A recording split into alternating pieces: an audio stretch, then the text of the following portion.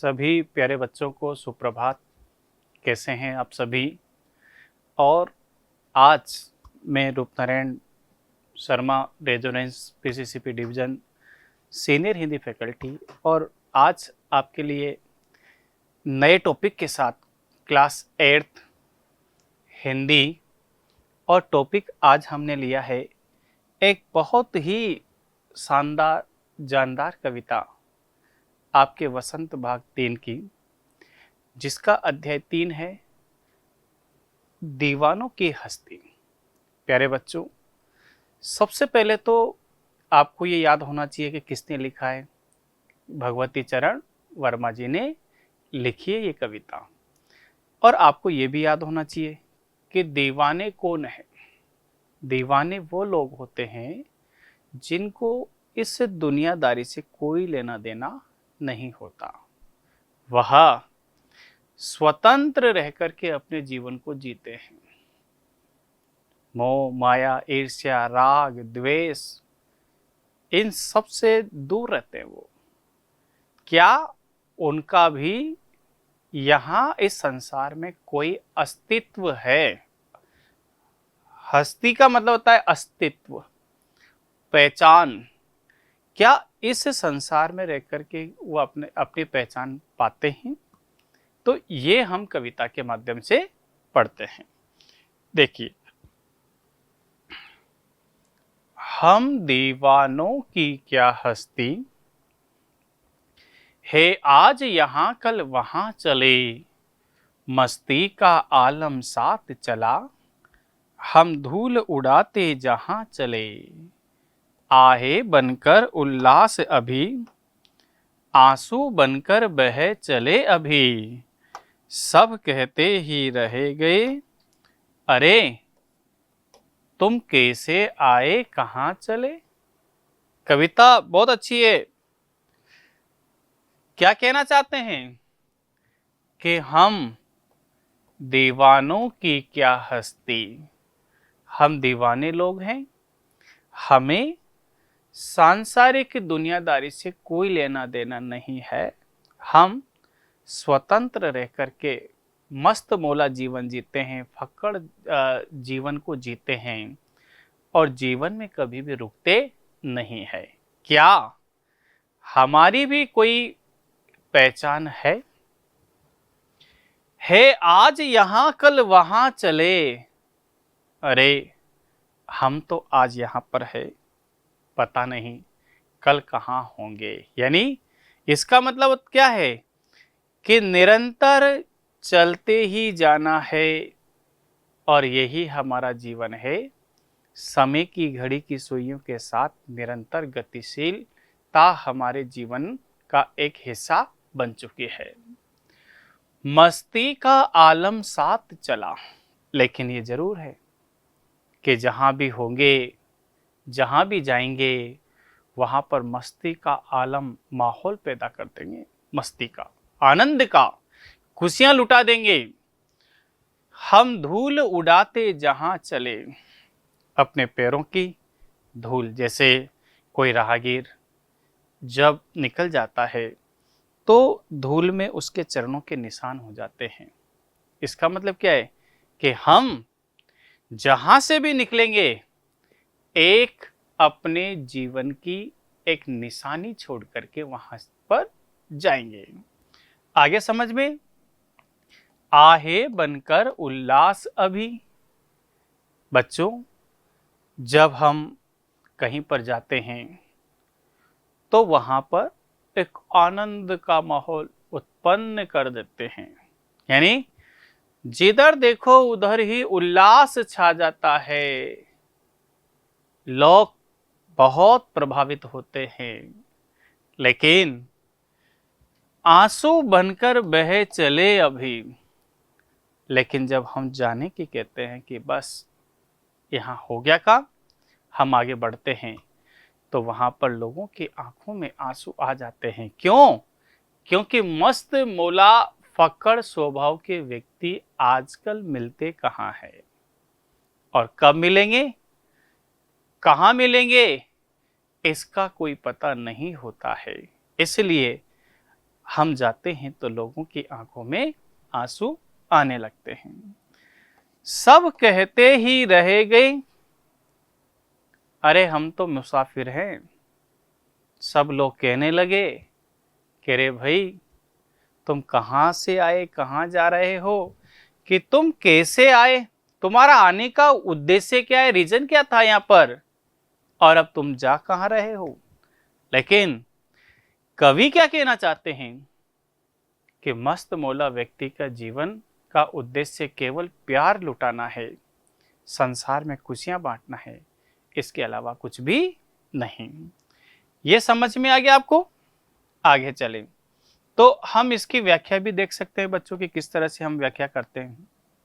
प्रसंग देखो आप कि प्रस्तुत पंक्ति हमारी हिंदी काव्य पाठ्य पुस्तक वसंत भाग 3 में संकलित कविता, जिसका नाम क्या है बच्चों, दीवानों की हस्ती से ली गई है। इसके कवि भगवती चरण वर्मा हैं।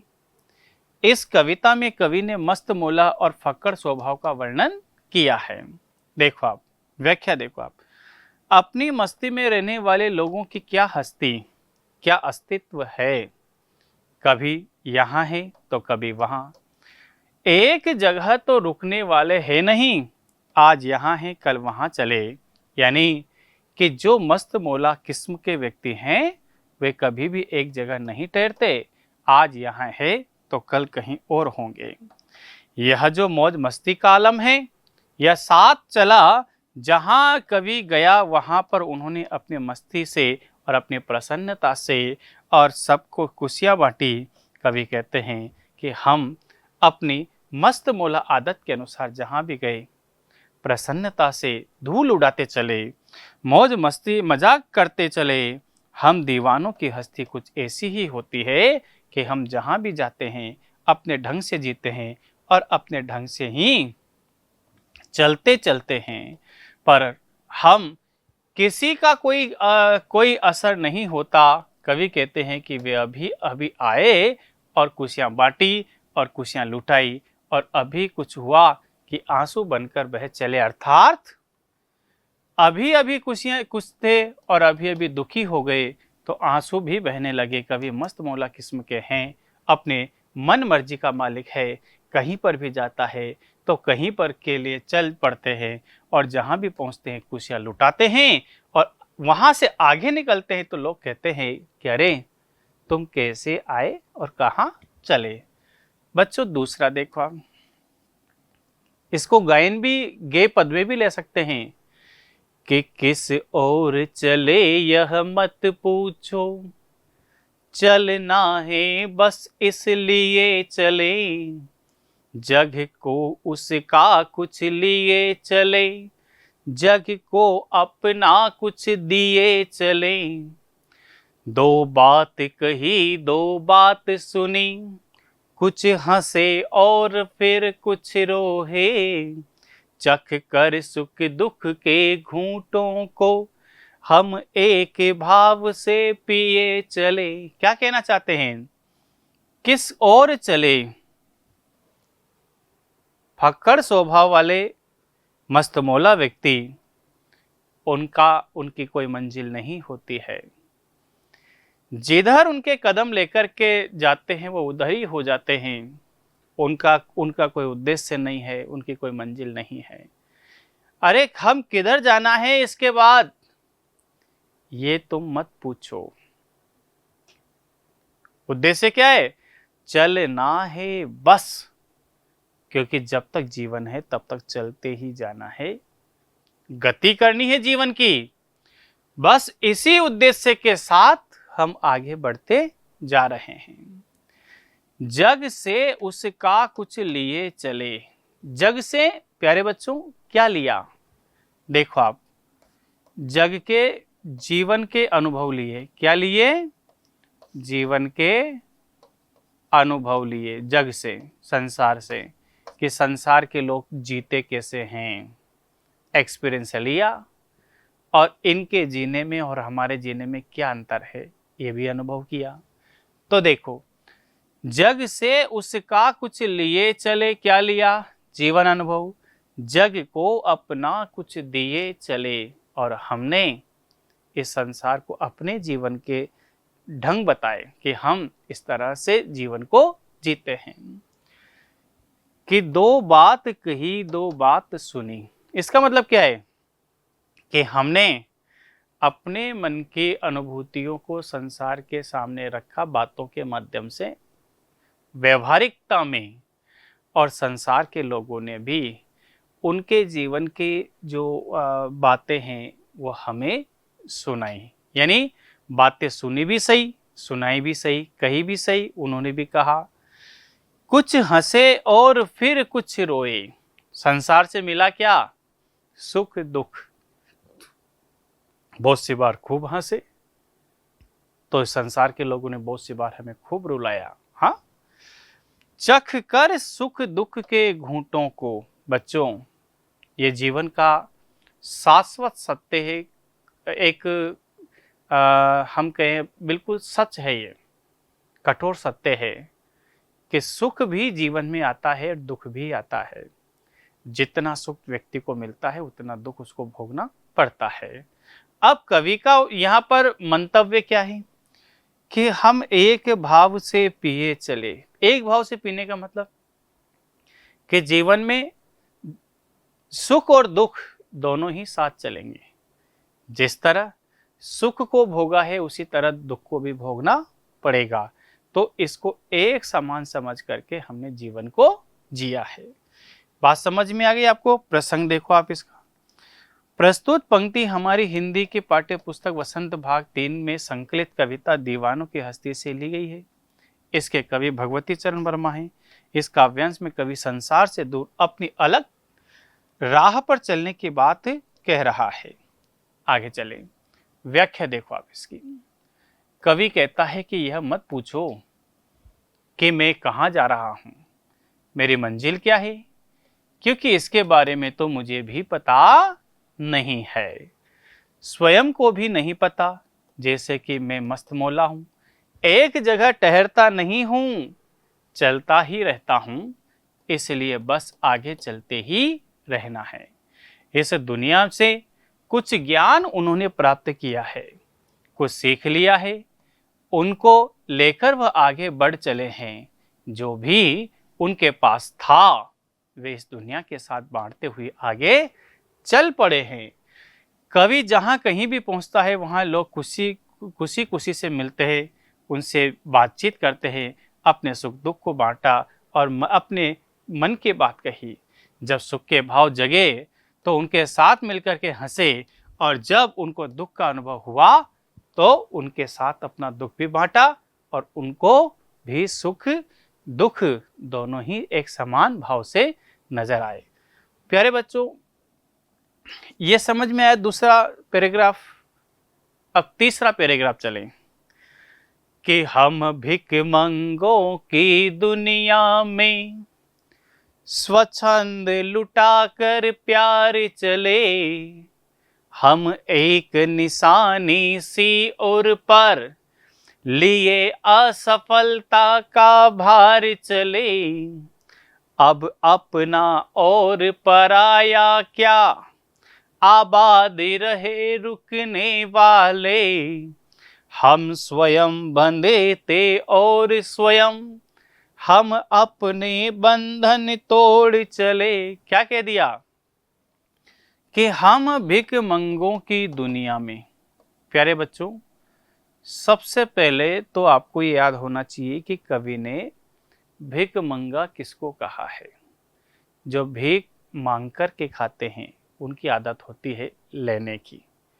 जो कुछ आ रहा है उसको वो लेते जाते हैं। हाँ, किसी को वो वापस किसी को भी नहीं देते। तो ये संसार का रवैया है कि संसार के लोगों की चाह केवल लेने की और बटोर रखने की है, त्याग की नहीं है, किसी असहाय की मदद करने की नहीं है। उसके मानसिकता एक संकीर्ण है। ऐसे संकीर्ण मानसिकता वाले लोगों के लिए कवि ने क्या कहा है? भिख मंगा। बात समझ में आ गई आपको? स्वच्छंद लुटाकर प्यार चले। अरे कवि के पास जो दीवाने हैं, मस्त मौला व्यक्ति, उनके पास तो न धन है, न दौलत है, न मकान है, न नौकर है, न गाड़ी है, न चाकर है, कुछ भी नहीं है। केवल है तो केवल संसार के प्रति प्यार, और उस प्यार को भी वह संसार के लोगों में लुटा देना चाहते हैं। हम एक निशानी सी उर पर, प्यारे बच्चों, उर यानी होता है हृदय। हम सभी के हृदय पर एक निशानी सी छाप छोड़ देना चाहते हैं। निशान है छाप, किसकी? कि जीवन को जीते कैसे हैं। हाँ, ले असफलता का भार चले, चाहे हमें इसके लिए असफल होना पड़े। कहते हैं ना, अरे क्या किया उसने, कमाया कुछ नहीं, उसके पास मकान नहीं है, उसके पास गाड़ी नहीं है, उसके पास नौकर नहीं है, उसके पास चाकर नहीं है। यहां पर क्या कहा कि भले ही हमें इसमें सफलता नहीं मिली, असफल हैं, लेकिन इस संसार को प्यार लुटाने में तो हम सफल हैं, जो ये संसार किसी पर नहीं लुटा पाता है। क्या कह दिया? अब अपना और पराया क्या। अरे क्या तो हम इस संसार में लेकर के आए थे, शाश्वत सत्य है ये, कटु सत्य। क्या हम इस संसार से लेकर के जाएंगे? आबाद रहे रुकने वाले जो संसार में बने हुए हैं, जिनके पास अपार धन संपदा है, वह खूब आबाद रहे, अच्छे रहे और बढ़े उनके धन संपदा।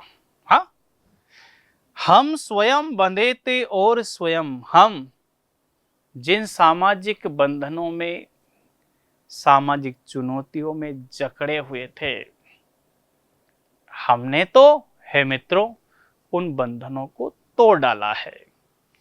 हम अपने बंधन तोड़ चले, यानी हम अपने सामाजिक चुनौतियों को, अरे संघर्षमय जीवन के माध्यम से उनको तोड़ते हुए जीवन में आगे बढ़ रहे हैं।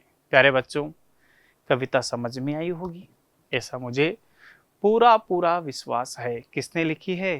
भगवती चरण वर्मा जी ने। अब हम क्वेश्चन आंसर की ओर, पहले सबसे पहले तो अति लघुत्रात्मक प्रश्न पे चले अपन।